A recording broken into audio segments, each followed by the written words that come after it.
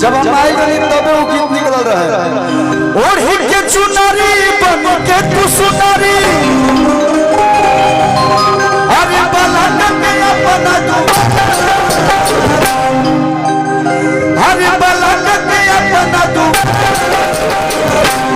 भैया भक्ति भजन के भी सब लोग के भजन करेंगे चाहिए, जितना लोग सब लोग से निवेदन बा कि मीठ मीठ ताली बजा के साथ हम लोग दमाई हो तनी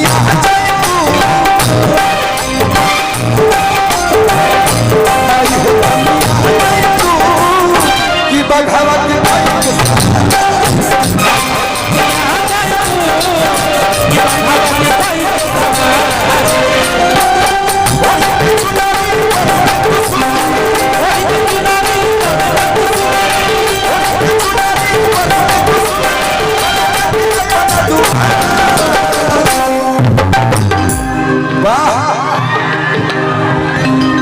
तमाई हो तनी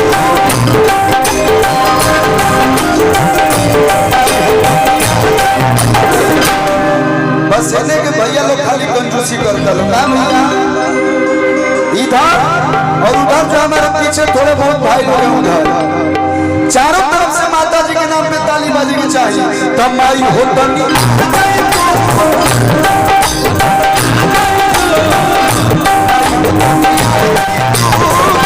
कि बघावा के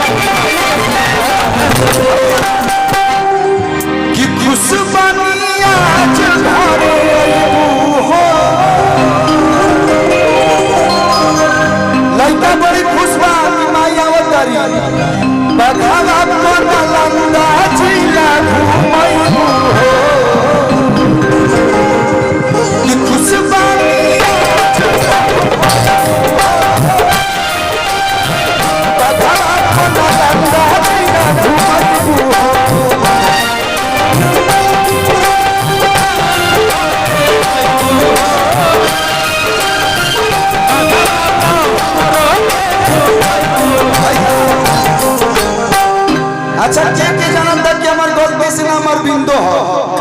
अरविंद जानते हैं आप लोग? हाँ मतलब 50% लोग जाना था। जब हम गाड़ी से आई तो कहता है बोले कहते कलुआ आ गया, यहाँ का भाषा में बोला कलुआ आ गई हो, कुछ को बोला तो कलुए नाम से प्रेम बा। हेलो नजरिया कुनालू परिया भैया जगरा माध्यम से आज आप सभी बीच में खड़ा बने भैया के बहुत प्यार का हेलो नजरिया कुनालू परिया आज तो बलुआ के जिंदगी साला